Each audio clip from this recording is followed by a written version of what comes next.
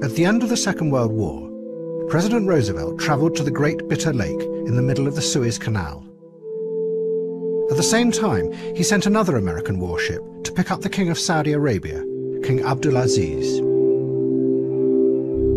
The meeting of King and President was to have powerful and disastrous consequences both for the West and, in a strange way, for Afghanistan.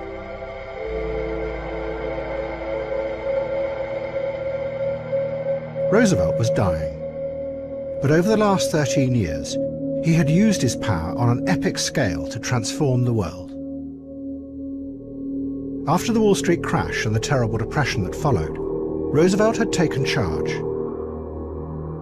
He had passed laws that broke up the banks, so they would never run out of control again. And he had rebuilt America with a series of giant dams that brought electrical power and employment to millions of people. And he had planned and fought a world war against Germany and Japan. Now, as Roosevelt sat waiting for Abdulaziz, no one could possibly have imagined the consequences of this meeting. For it was going to unleash forces that in the future would undermine everything that Roosevelt had worked for. His belief that politicians should use their power in a planned way to reshape the world. But Roosevelt knew that to keep that power, America needed oil. And he wanted to forge an alliance with the king to make sure that the vast Saudi oil fields remained under American control. In their conversation, the two men laid the foundations for an alliance that continues to the present day. America would get its oil, and in return, Saudi Arabia would receive wealth and security from America. But the king was well aware of the dangers of opening up his country to the influence of the modern West. And in the negotiations that followed, he laid down a condition. "We will take your technology and your money," he said, "but you must leave our faith alone." The Saudi faith was called Wahhabism. It was a radical, violent, and extremely puritanical form of Islam. And its followers among the Bedouin tribes hated the modern world. Wahhabism was part of a wider movement in Islam that had risen up in reaction to the European empires. Another was the Deobandi movement in India. They all believed that modern imperialism was corrupting the true nature of Islam and wanted to go back to a world based on the original teachings of the Islamic texts. Abdulaziz had harnessed this force in the 1920s to seize power. But he had unleashed something that didn't want to stop. The Wahhabists wanted to go on and create a caliphate across the whole of the Arab world. And to stop them, in 1929, Abdulaziz machine-gunned them. He ruthlessly killed the warriors who had made him king. But their belief, a violent, intolerant, and above all backward-looking version of Islam, remained at the heart of Saudi Arabian society. And the deal made that day on the Great Bitter Lake meant that America would get its oil, but it would also be protecting Wahhabism, a force that had its own global ambitions. Ambitions that were very different from America's.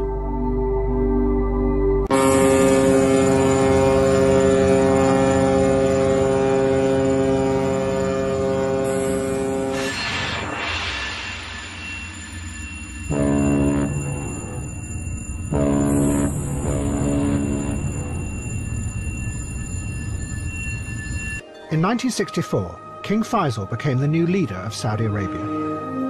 Faisal set out to modernize the country. He created Western-style bureaucracies and a welfare system. He even allowed television for the first time. But he faced two threats. One was from the religious leaders inside Saudi Arabia. They were the Wahhabists, who had brought his family to power and gave his rule legitimacy. They distrusted any idea of modernizing Saudi society. Faisal was also facing a dangerous situation abroad, from communism that was spreading through the Arab world. His solution was simple. Faisal decided to use the religious leaders and their conservative beliefs as a force to counter the international threat of communism. but he knew that this would also divert their attention away from his domestic policies. Faisal used the growing oil money to set up hundreds of schools and institutes across the Islamic world, some as far away as Pakistan.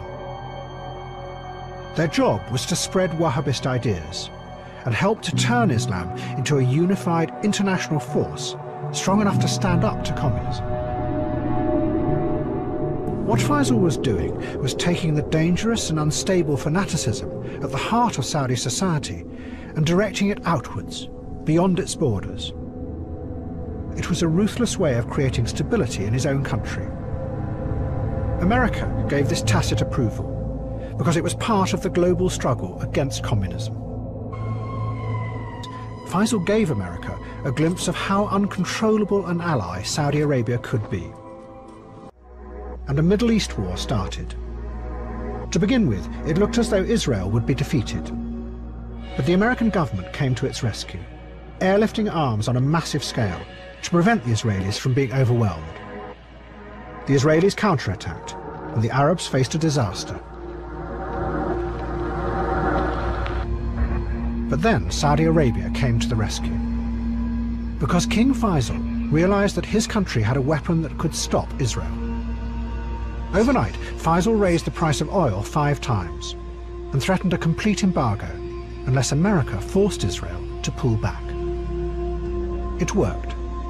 A ceasefire was agreed, and everyone realized that the balance of power in the world had suddenly changed.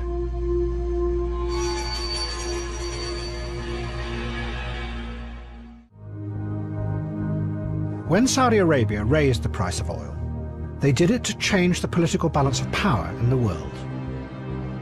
But it also had another unexpected effect, because it allowed the men who ran the banks and the financial system in America and Britain to begin to break free of political control. The Saudi intelligence agencies worked with the CIA to ship arms and money to the Afghan rebels. On the surface, the Saudis did this because a fellow Muslim country had been invaded by communists. But it was also part of their attempt to export the dangerous fundamentalism at the heart of their own society. In 1979, a group of Saudi radicals had taken over the Grand Mosque in Mecca. For 2 weeks, the authorities had fought running battles with the insurgents. They discovered that a number of the attackers had been taught by the most senior religious leader in the country. It made the ruling family realize just how fragile their grip on power was. So as well as sending the money and the weapons, they encouraged young radicals to go and fight in Afghanistan. One of them was a young Osama bin Laden. The aim was to divert their anger. But it meant that with the arms would also come the pessimistic and intolerant version of Islam, Wahhabism. To begin with, these ideas would have little influence in Afghanistan, but they would take hold there and mutate into a dark and violent force that was completely at odds with Reagan's vision of freedom.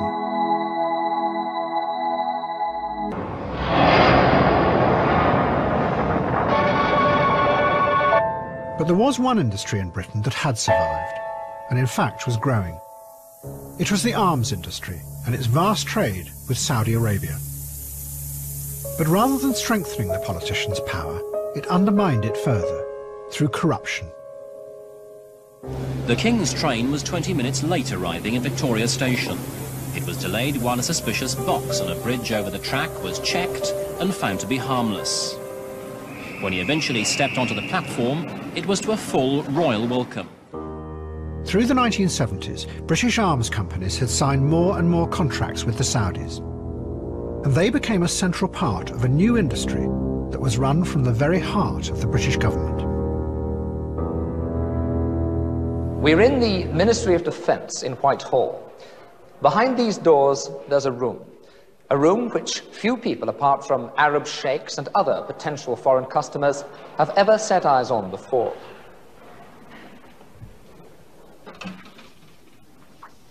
This way, please. This is it, the permanent defence equipment exhibition, the supermarket of the sales organisation which this year will sell nearly £600 million worth of British military hardware to foreign governments. Week in, week out, overseas service chiefs come here discreetly to shop for anything from guided missile destroyers and aircraft to a pair of army boots. And they've got quite a choice. There are hundreds of individual British manufacturers in this business. Glossy coloured brochures in every language, including, of course, Arabic. Everywhere in this amazing exhibition, there are models showing the hardware in action, showing what the hardware can do. Big missiles, little missiles. Here's the short blowpipe surface-to-air missile with which one soldier can bring an aircraft out of the sky straight from the shoulder. More missiles here, the short Tiger Cat missile, simple in operation, recommended for its high lethality at low cost. Aircraft are very expensive these days, and so you don't want them to have just one role when that one role is advanced. By the 1980s, the giant orders from Saudi Arabia had become essential to Britain. While much of British industry had closed, the arms business kept growing. From air to ground. No, I'm a Prime Minister. I have to say the super saleswomen do their job. And in 1985, Mrs. Thatcher announced what was going to be the biggest arms deal in history.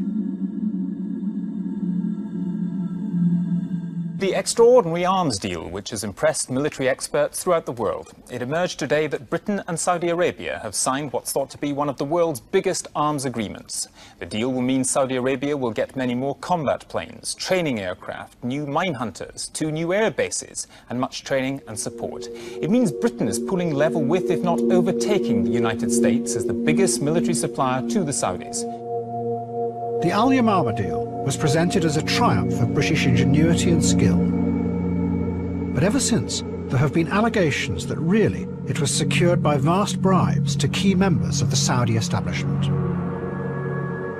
British Aerospace admit that there were payments, but insist they were not bribes.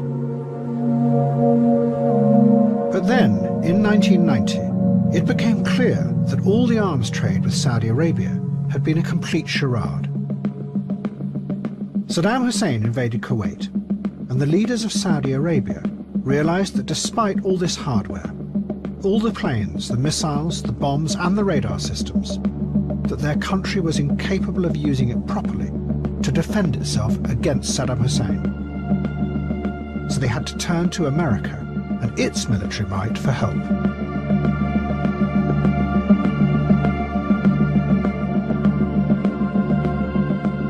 At my direction, elements of the 82nd Airborne Division, as well as key units of the United States Air Force, are arriving today to take up defensive positions in Saudi Arabia. I took this action to assist the Saudi Arabian government in the defense of its homeland. Osama bin Laden had returned from Afghanistan, and he went to see the Saudi defense minister and pleaded with him not to let the Americans come. He offered to raise a force of Mujahideen fighters in Afghanistan and bring them to defend Saudi Arabia instead. But the defense minister turned him down. And within weeks, over 500,000 American soldiers had arrived in Saudi Arabia. Bin Laden saw it as the corrupt takeover by the West of the very heart of Islam.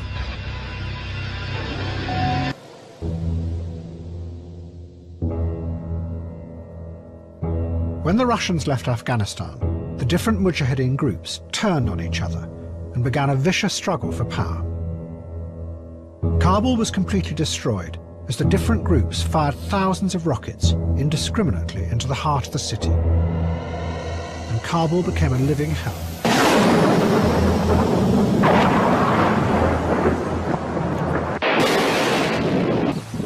The poppy fields of Helmand became the center of a multi-million-dollar business, irrigated by the dams and canals built 40 years before by the American government. Out of the chaos came 2 extreme and violent reactions. Both ruthlessly simplified the world, and both, although they were completely contradictory, were rooted in Wahhabism, the intolerant fundamentalism that came from Saudi Arabia. One was the Taliban.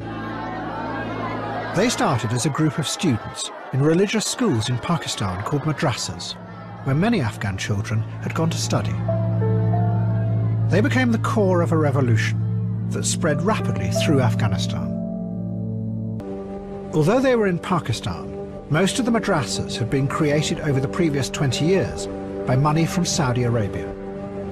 They were part of the massive effort that had been started by King Faisal to spread fundamentalism throughout the Islamic world.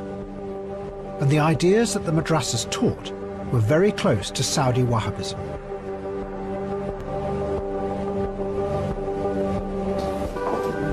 When the Taliban swept into Kabul, they went to the presidential palace and tore out all painted images of living things, even removing the faces off the stone lions. The society the Taliban built was based on an imagined idea of the past, a recreation of how they thought Islamic society had been run in the 7th century. All modernization was swept away. Women were not to be educated, and all film and music was banned.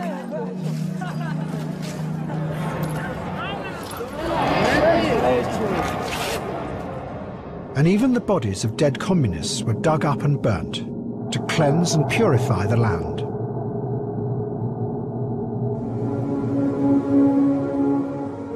The other reaction came from Osama bin Laden.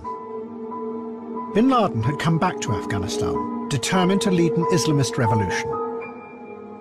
But his ideas were very different from the Taliban. He wanted to use Islamic principles in a new way, to make it a revolutionary force in the modern world. To go forwards, not backwards. But the problem was that these ideas had failed to capture the public imagination, not just in Afghanistan, but throughout most of the Islamic world. Bin Laden was convinced that what was stopping this revolution was America. He had seen how American money had corrupted Saudi Arabia. Now he believed that America was corrupting the minds of Muslim people everywhere and preventing them from rising up and liberating themselves. Bin Laden's Islamist ideas began to mutate and become mixed with the intolerant and anti-modern anger of Wahhabism. Out of it came a dark and apocalyptic jihadism. It's said that the only way to create a revolution would be to attack what he called the far enemy directly. The dramatic shock would somehow liberate the masses.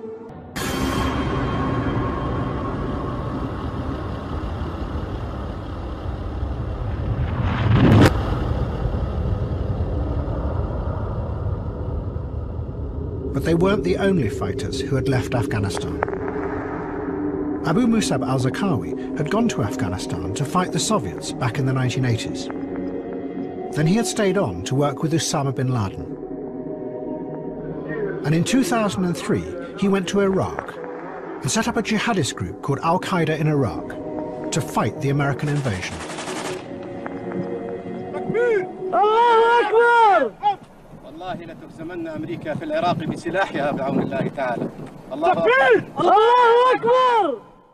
Al-Zarqawi was powerfully influenced by bin Laden's ideas, but he took them much further.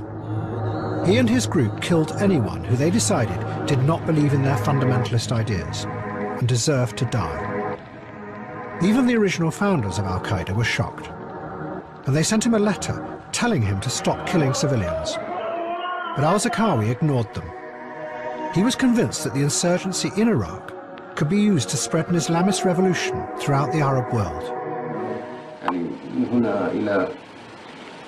ثلاثة أشهر يكون بإذن الله تعالى الجو مهيئا عن الإمارة الإسلامية. But before he could do this, the Americans found al-Zarqawi and dropped a large bomb on him. But it didn't stop the spread of the idea. Despite al-Zarqawi's death, his organization survived and began to mutate into something even more ferocious and ambitious. But as it did so, it was possessed by ghosts from the past. What re-emerged was the fierce, intolerant vision of Wahhabism that had survived from the 1920s. It had spread outwards through Afghanistan in the 1980s and 90s, where it had become mixed with modern Islamist ideas. But now, Faced by the nihilistic horror of post-invasion Iraq, any idea of building a new revolutionary future disappeared. And instead, the conservative and backward-looking Wahhabism became the dominating influence, with its desire to retreat to an imagined past. In 2013, the Islamic State of Iraq and the Levant was formed, known as ISIS in the West. Its aim is to create a unified caliphate throughout the Islamic world. And although it uses the techniques of modern media, it is at heart the same violent dream that had driven the Bedouins who had created the Kingdom of Saudi Arabia in the 1920s.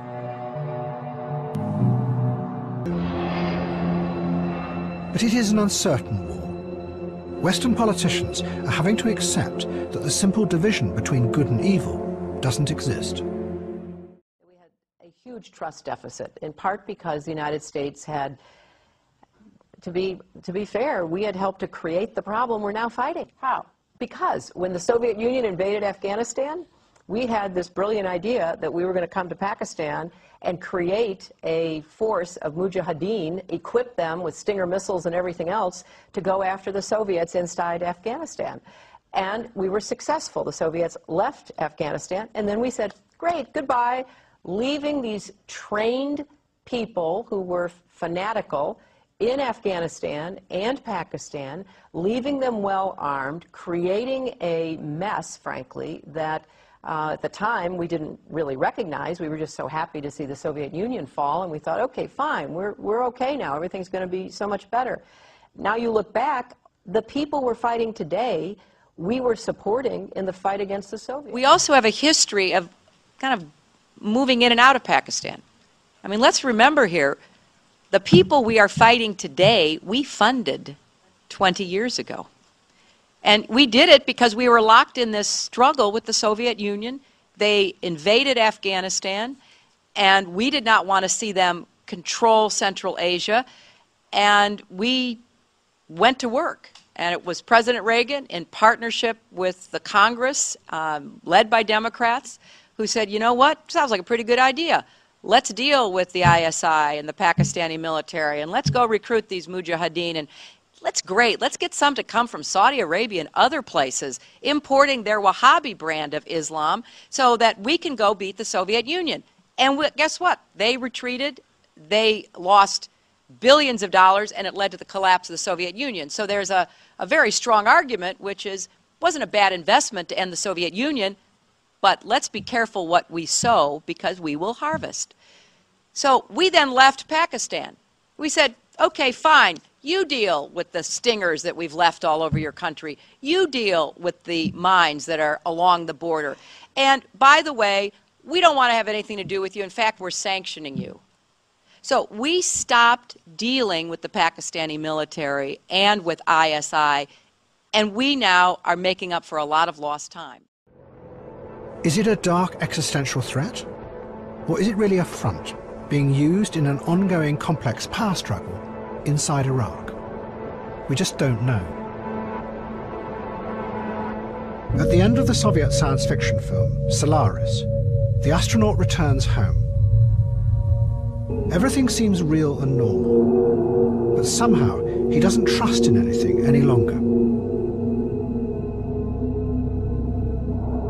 Although we have returned from Afghanistan, our leaders also seem to have lost faith in anything.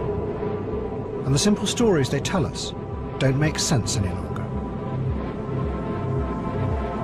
The experience of Afghanistan has made us begin to realize that there is something else out there, but we just don't have the apparatus to see it. What is needed is a new story, and one that we can believe in.